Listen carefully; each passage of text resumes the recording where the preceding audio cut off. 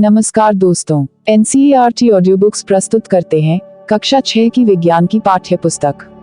प्रस्तुत है इस पुस्तक का 6वां अध्याय, जिसका शीर्षक है हमारे चारों ओर के परिवर्तन।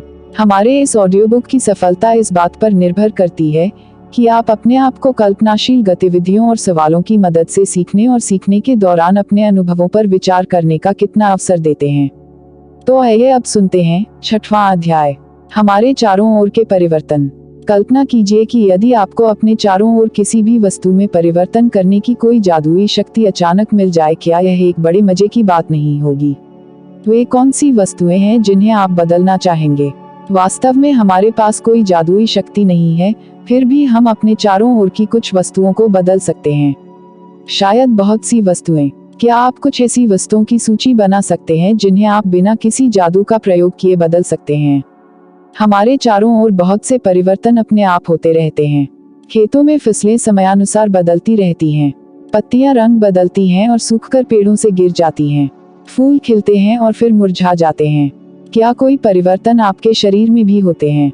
आपके नाखून बढ़ते हैं, आपके बाल बढ़ते हैं तथा आप बढ़कर लंबे हो जाते हैं। इन सब के बढ़ने के साथ आपका वजन भी बढ़ जाता है। क्या आपको पहले भी महसूस हुआ है कि आपके चारों ओर हर समय बहुत से परिवर्तन होते रहते हैं? क्या कुछ परिवर्तनों को साथ साथ समूहों में रख सकते हैं? हम विभिन्न प्रकार के परिवर्तनों को समूहों में कैसे रख सकते हैं? इनमें यदि कोई समानता मिलेगी तो वह हमारे लिए सहायक होगी। क्या सभी परिवर्तन सदैव उत्क्रमित किए जा सकते हैं? क्रियाकलाप 1। एक गुब्बारा लीजिए और उसे फुलाए।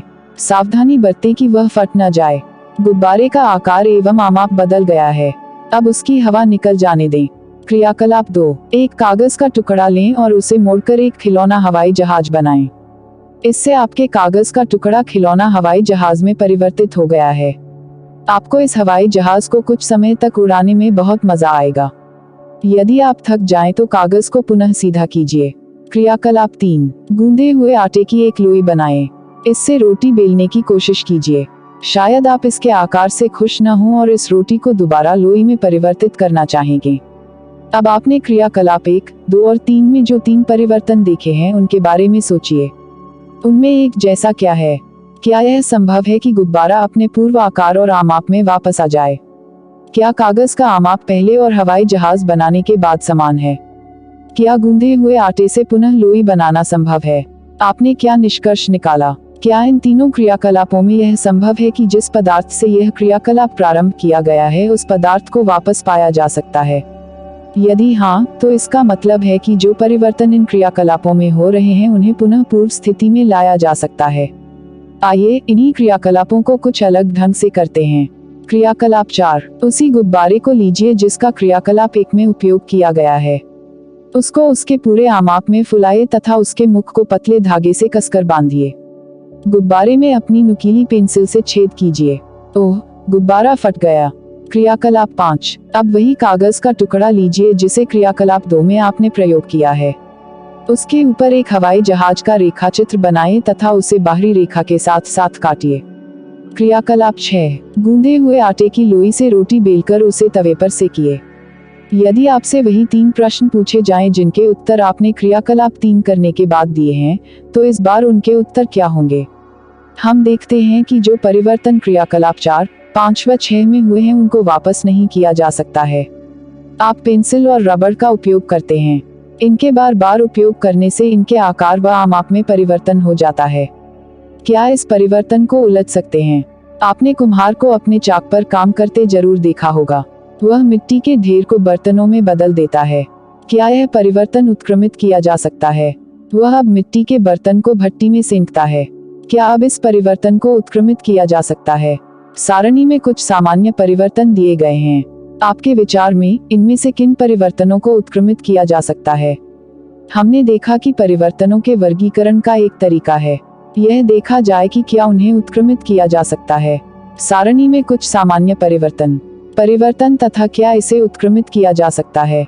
कच्चे अंडे से उबला हुआ अंडा, गाढ़े घोल से इडली, गीले कपड़े से सूखे कपड़े, ऊन के धागे से बुना हुआ स्वेटर, अनाज से बनाया गया आटा, ठंडे दूध से गर्म दूध, सीधी डोरी से कुंडलित डोरी, कली से फूल, दूध से पनीर, गाय के गोबर से बायोगैस, खिंचे रबर बैंड से सामान्य साइज का रबर बैंड, जमी हुई आइसक्रीम से पिघली हुई आइसक्रीम। क्या परिवर्तन करने के अन्य तरीके हो सकते हैं? हम सभी ने मिट्टी को खोदने वाले औजार देखे होंगे। क्या आपने इन औजारों में देखा है कि लोहे के फलक को कैसे एक लकड़ी के हत्थे पर जड़ दिया जाता है? इन औजारों में लोहे के फलक में एक वलय होता है जिसमें लकड़ी के हत्थे को फंसा दिया जाता है। साधारणतया इस वलय का आमाप लकड़ी के हत्थे के घेरे से थोड़ा छोटा होता है।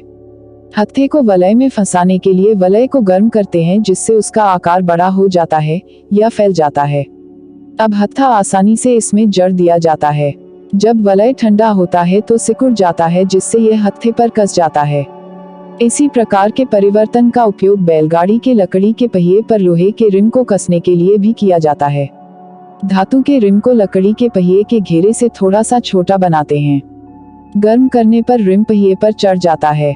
अब पहिए के किनारे के ऊपर ठंडा पानी डालते हैं जिससे रिम ठंडा हो जाता है तथा पहिए के ऊपर कस जाता है। जब हम जल को बर्तन में गर्म करते हैं तो कुछ समय के बाद यह उबलना शुरू हो जाता है। अगर हम इसे लगातार गर्म करते रहें तो जल की मात्रा बर्तन में घटनी शुरू हो जाती है। जल वाष्प में परिवर्तित हो रहा है।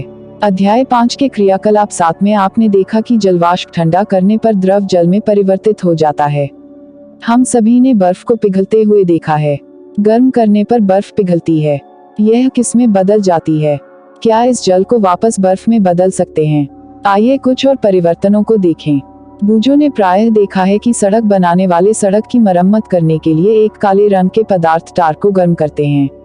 बूझो जानना चाहता है कि काले पदार्थ को गर्म करने पर हुआ परिवर्तन क्या उत्क्रमित किया जा सकता है। पहेली जानना चाहती है कि क्या आपने कभी लोहार को औजार बनाते हुए देखा है। लोहे के टुकड़े को लोहार किस प्रकार विभिन्न औजारों में परिवर्तित करता है। लोहे के टुकड़े को जब तक गर्म करते हैं जब तक लाल न हो जाए। जब यह मुलायम हो जाता है तब उसको पीटकर इच्छानुसार औजार का आकार दिया जाता है। गर्म करने पर लोहे में क्या परिवर्तन हुआ? क्रियाकलाप 7। एक छोटी मोमबत्ती लेकर उसकी लंबाई स्केल से मापें। इसे एक उचित स्थान पर लगाकर जलाएं। कुछ समय तक इसे जलने दें। मोमबत्ती को बुझा दें तथा पुनः उसकी लंबाई मापें। क्या मोमबत्ती की लंबाई में परिवर्तन को उत्क्रमित किया जा सकता है? यदि हम कुछ मोम बर्तन में लें और गर्म करें तो क्या इस परिवर्तन को उत्क्रमित किया जा सकता है? क्रियाकलाप 7 को धूप बत्ती से दोहराएं। जब तक यह पूरी तरह से जले प्रतीक्षा करें। धूप बत्ती में क्या परिवर्तन दिखाई दिए? धूप बत्ती जलने पर कुछ नए पदार्थ बनाती है। ये कुछ राख तथा गैस के रूप में हैं। हम इन गैसों को देख तो नहीं सकते परंतु उनकी मनभावन सुगंध के कारण उन्हें महसूस कर सकते हैं। क्या इस परिवर्तन को उत्क्रमित किया जा सकता है? इसी प्रकार माचिस की तीली में क्या परिवर्तन हुए जिसे मोमबत्ती को जलाने में उपयोग किया था? अभी तक हमने परिवर्तनों को नियत वस्तुओं या इनके पदार्थ पर देखा है। जब दो पदार्थ एक मिश्रण के रूप में हों तब होने वाले परिवर्तन किस प्रकार के होंगे? अध्याय 4 में हमने नमक को जल में घोला था। क्या आपके अनुसार उस समय जल या नमक में कोई परिवर्तन हुआ था? क्या इस परिवर्तन को उत्क्रमित करना संभव है? अध्याय 5 के क्रियाकलाप में हमने नमक के विलयन को गर्म करके नमक प्राप्त किया था। इस प्रकार क्या हम यह कह सकते हैं कि नमक को पानी में घोलने से हुए परिवर्तन को उत्क्रमित किया जा सकता है? पहेली ने पूछा कि क्या आपने दही को जमते हुए देखा है? गुनगुने गर्म दूध में दही की थोड़ी सी मात्रा मिलाई जाती है। दूध को हिलाकर कुछ घंटों के लिए एक गर्म स्थान पर आराम से रख देते हैं। कुछ ही घंटों में दूध दही में परिवर्तित हो जाता है। क्या इस परिवर्तन को उत्क्रमित किया जा सकता है? हमने देखा है कि पदार्थों को गर्म करके या किसी अन्य पदार्थ के साथ मिश्रित करके उनमें कुछ परिवर्तन लाए जा सकते हैं। हमने यह भी देखा है कि कुछ परिवर्तन उत्क्रमित किए जा सकते हैं जबकि कुछ अन्य को उत्क्रमित नहीं किया जा सकता। हमारे चारों ओर की वस्तुओं को परिवर्तित करने की बहुत सी अन्य विधियां भी हो सकती हैं। यह संभव है कि इनमें से कुछ को उत्क्रमित किया जा सके। इस प्रकार हमारे चारों ओर के परिवर्तनों को दो वर्गों में वर्गीकृत किया जा सकता है: परिवर्तन जिन्हें उत्क्रमित किया जा सके तथा परिवर्तन जिन्हें उत्क्रमित न किया जा सके। अपनी उच्च कक्षाओं में इन परिवर्तनों को करने की विधियों के बारे में तथा इनको वर्गीकृत करने के बारे में आप विस्तार से अध्ययन करेंगे। प्रमुख शब्द: परिवर्तन, संकुचन, वाष्पन, प्रसार, गलन, सारांश। कुछ परिवर्तनों को उत्क्रमित किया जा सकता है तथा कुछ को नहीं। पदार्थों को गर्म करके या किसी अन्य पदार्थ के साथ मिश्रित करके उनमें परिवर्तन लाए जा सकते हैं। अभ्यास। पहला सवाल, जब आप जलमग्न इलाके में घूमते हैं तो अपनी पोशाक को मोड़कर उसकी लंबाई कम कर लेते हैं। क्या इस परिवर्तन को उत्क्रमित किया जा सकता है? दूसरा सवाल, अकस्मात आपका प्रिय खिलौना गिरकर टूट जाता है। आप कतई इस परिवर्तन को नहीं चाहते थे। क्या यह परिवर्तन उत्क्रमित किया जा सकता है? तीसरा सवाल, नीचे दी गई सारणी में कुछ परिवर्तन दिए गए हैं। प्रत्येक परिवर्तन के सामने रिक्त स्थान में लिखिए कि वह परिवर्तन उत्क्रमित किया जा सकता है अथवा नहीं। क्रम संख्या तथा परिवर्तन। पहला, लकड़ी के टुकड़े चीरना। दूसरा, आइसक्रीम का पिघलना। तीसरा, चीनी का जल में घुलना।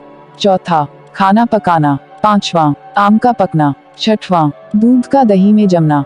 चौथा सवाल, चित्रकारी करने पर ड्राइंग शीट में परिवर्तन हो जाता है। क्या आप इस परिवर्तन को उत्क्रमित कर सकते हैं?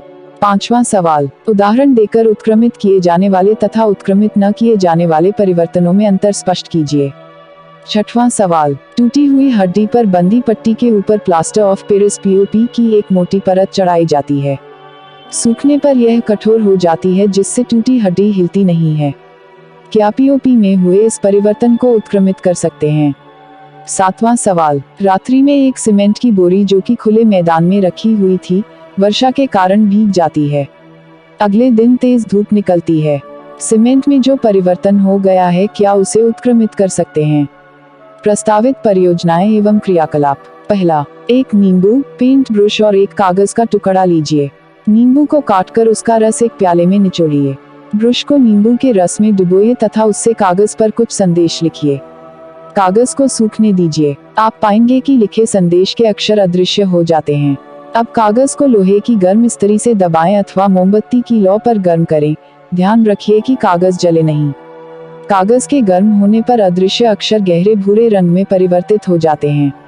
इस प्रक्रिया में उन परिवर्तनों की पहचान कीजिए जिन्हें उत्क्रमित किया जा सकता है।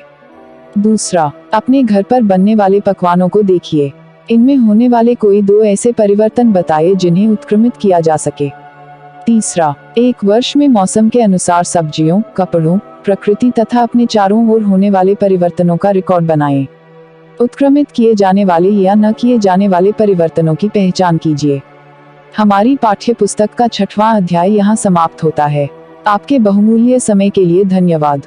आपसे अनुरोध है कि आप इस वीडियो को ज्यादा से ज्यादा शेयर करें ताकि एनसीईआरटी जनमानस के लिए सुलभ हो सके। अब हम आपसे मिलेंगे इसी पाठ्य पुस्तक के 7वां अध्याय में, जिसका नाम है पौधों को जानिए। तब तक के लिए खुश रहिए, मस्त रहिए और खूब मन लगाकर पढ़ाई कीजिए। जय हिंद, जय भारत।